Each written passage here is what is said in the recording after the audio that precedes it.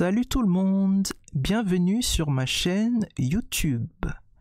Je suis le professeur LJ.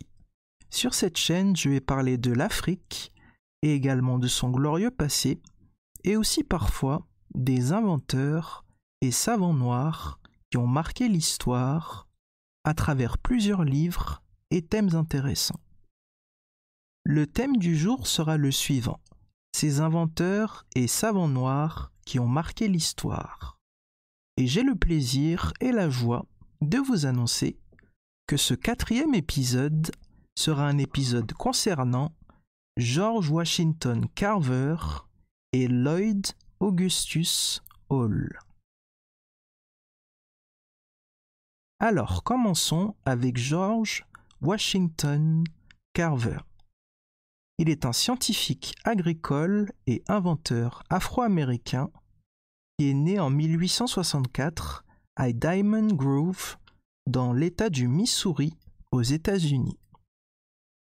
Animé d'une foi chrétienne ardente, il apprit à lire et à écrire, et plus tard, il fréquenta à Neosho, dans l'État du Missouri, une école destinée aux Noirs. Il se distingua par son rendement scolaire qui lui valut son admission immédiate au Highland Community College dans l'État du Kansas aux États-Unis. On lui accorda une bourse d'études. Mais au moment où il se présenta en personne à cet établissement, on le refusa tout simplement à cause de la couleur de sa peau. En 1887, George Washington Carver entra au College Simpson, qui est une université située dans l'État de l'Iowa aux États-Unis.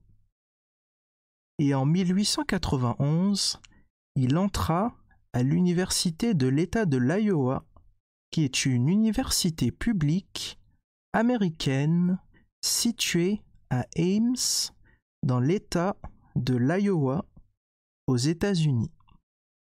Il manifesta un vif intérêt pour l'agriculture et la botanique. Ses études ne l'empêchèrent jamais de s'exercer à la peinture et à la musique. Sur le plan professionnel, il partagea son temps entre l'enseignement et la recherche. Thomas Edison l'invita à se joindre à son personnel d'Orange Grove dans le New Jersey en lui offrant un salaire annuel très alléchant.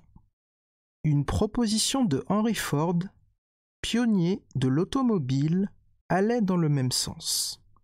Carver déclina poliment ces deux sollicitations, convaincu que ses travaux à son laboratoire de Tuskegee devaient lui permettre de mieux servir la communauté noire et la société américaine dans son ensemble.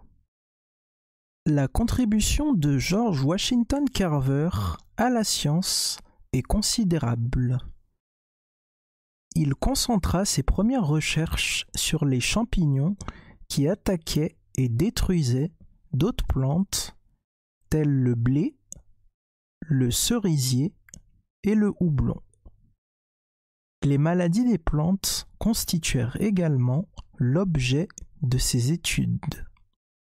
En 1896, Carver découvre une nouvelle espèce de champignon qui vit sur l'érable rouge et l'érable argenté. Ce champignon a pour nom Taphrina carveri. 2 ans plus tard, Carver identifie 2 autres espèces de champignons baptisées Colectricum carveri et Metasphaeria carveri. Carver est célèbre pour les travaux qu'il a accomplis sur l'arachide, dont il a extrait plus de 250 produits, comprenant par exemple le shampoing, le vinaigre, le savon et la poudre de toilette. De la patate, il a tiré 118 produits comme la farine, l'encre, le tapioca, l'amidon et le caoutchouc synthétique. Avec de la terre de glaise, Carver fabriqua plusieurs teintures et peintures. Lors de la surproduction du coton aux États-Unis, il inventa un procédé d'utilisation de cette matière pour la fabrication de planches d'isolation, de papier, de cordage et de blocs de pavage pour la construction des autoroutes.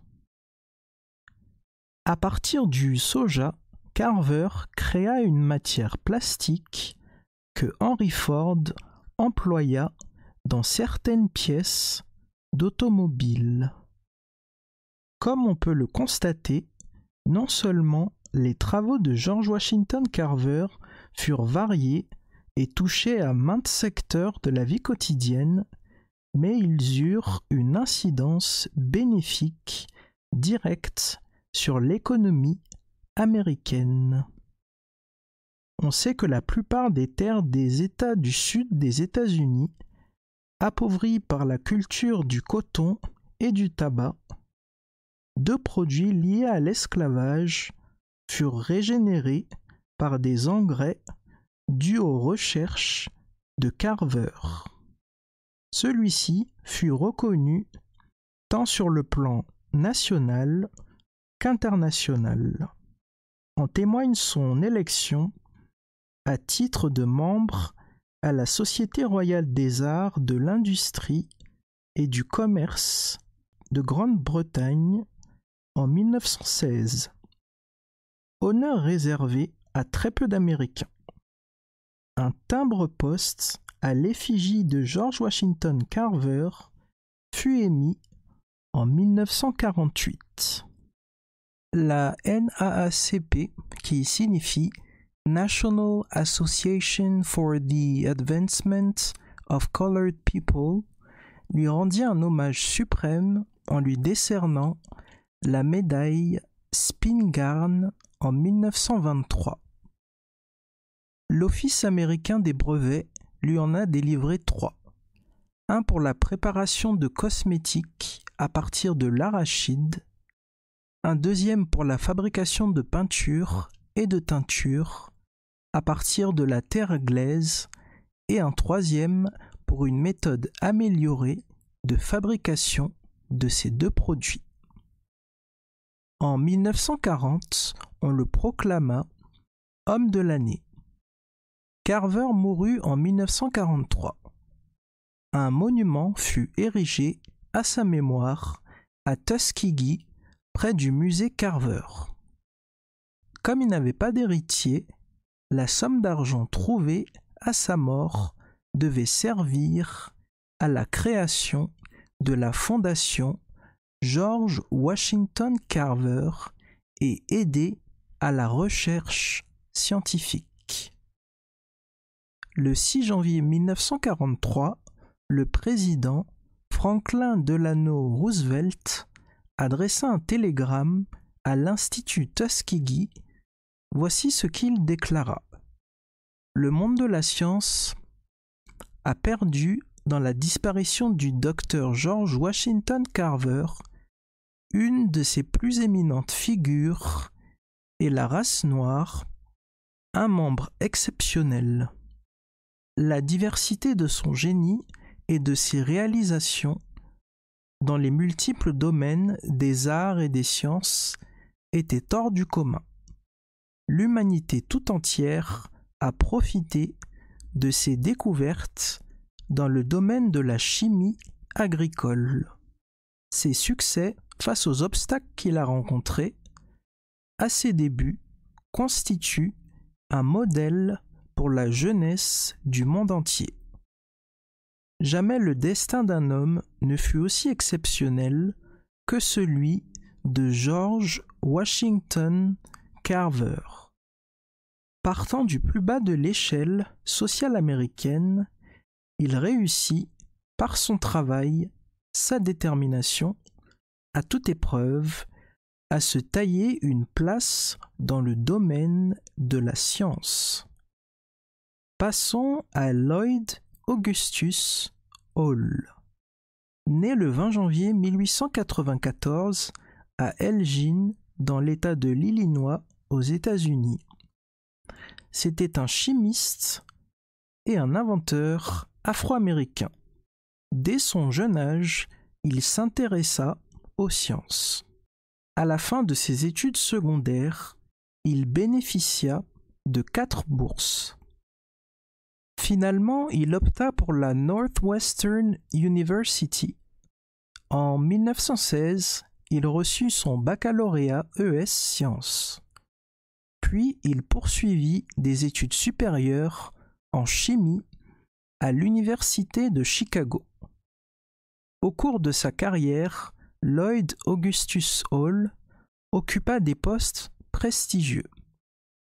Chimiste en chef du Boyer Chemical Laboratory à Chicago, il devint en 1925 directeur de recherche au Griffith Laboratories. Consultant pour la George Washington Carver Foundation de 1946 à 1948 et la Food and Agricultural Organization of the United Nations, Lloyd Augustus Hall a passé 6 mois en Indonésie au service de cette organisation dont le siège se trouve actuellement à Rome. Hall fut également membre de l'Institute of Food Technologists et collabora activement à la publication du magazine The Vitalizer. Il s'est surtout distingué par ses travaux sur la préservation des aliments. En effet, les procédés de conservation des aliments étaient loin d'être satisfaisants. Depuis les temps les plus reculés, on utilisait le chlorure de sodium comme agent de préservation de la viande, par exemple. Hall s'est rendu compte que la préservation de la viande par un mélange de chlorure de sodium, de nitrate et de nitrite de sodium laissait à désirer. Le chlorure de sodium pénètre trop lentement la viande, à l'encontre du nitrate et du nitrite qui le font plus rapidement. Il est utile de noter que la ville de Chicago fut fondée au XVIIIe siècle par Jean-Baptiste Pointe du Sable, un pionnier d'origine haïtienne. On trouve son buste au musée de l'histoire afro-américaine, ouvert à Chicago depuis 1961. Une école secondaire publique porte son nom. Un monument dédié à sa mémoire fut dévoilé le samedi 17 octobre 2009 à l'avenue Plaza du Michigan. Le processus de détérioration l'emporte sur celui de la conservation. Hall est parvenu à résoudre ce problème en incorporant le nitrate et le nitrite dans des cristaux de chlorure de sodium par la technique appelée séchage rapide, aussi connue sous le nom de flash drying. Ce procédé nouveau permet la conservation des aliments sans en altérer l'apparence et le goût. On l'a appliqué dans toute l'industrie alimentaire. Cependant, un autre problème se posait, celui de l'emmagasinage des produits. Dans les contenants en usage, jusqu'alors, la mixture saline employée par Hall absorbait l'humidité de l'air et formait une croûte solide. Pour y remédier, il eut recours à une combinaison de 2 agents chimiques, la glycérine et le tartrate. Un autre champ d'investigation auquel il porta un grand intérêt concerne la stérilisation des aliments et des substances qui y sont associées. Contrairement à la croyance générale, Hall avança que les épices, au lieu de préserver les aliments, créent des millions de germes de bactéries. Hall traita alors les produits alimentaires par le vide, ce qui élimine l'humidité. Ça nettoie la surface et l'intérieur des aliments qui, sous l'action de l'éthylène, se stérilisent. L'introduction des épices stérilisées dans l'industrie alimentaire provoqua une véritable révolution dans ce domaine. Cette méthode trouva son application en cosmétologie et en médecine pour les médicaments et les accessoires.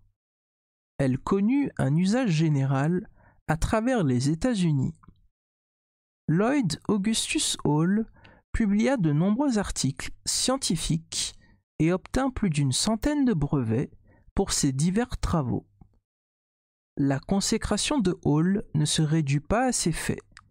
Membre de l'American Food for Peace Council de 1962 à 1964, il fut aussi membre d'honneur de plusieurs sociétés savantes telles que the American Association for the Advancement of Science et aussi the American Public Health Association et également the New York Academy of Science. Lloyd Augustus Hall fut le récipiendaire de plusieurs prix tels que the Honor Scroll of the Chicago en 1956 et également de Phi Tau Sigma. Il eut ses récompenses pour les services rendus pendant la Seconde Guerre mondiale.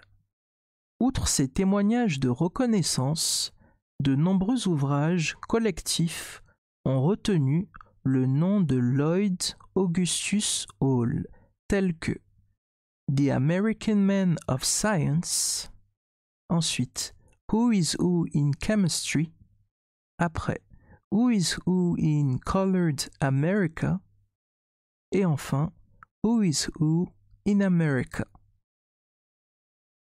J'espère que vous avez appris de belles et de bonnes choses aujourd'hui sur George Washington Carver et Lloyd Augustus Hall. Si vous souhaitez en savoir davantage sur ce sujet et obtenir des informations intéressantes et croustillantes, je vous encourage à consulter les liens que j'ai mis sous la vidéo et surtout de vous procurer le livre suivant, Inventeur et savant noir de Yves Antoine. Nous arrivons à la fin de la vidéo. N'oubliez pas de liker, de commenter, de vous abonner et d'activer la cloche de notification pour être au courant dès que je poste une nouvelle vidéo et bien sûr de partager la vidéo. À bientôt pour de nouvelles aventures et de belles histoires sur l'Afrique. C'était le professeur LJ. Bye bye.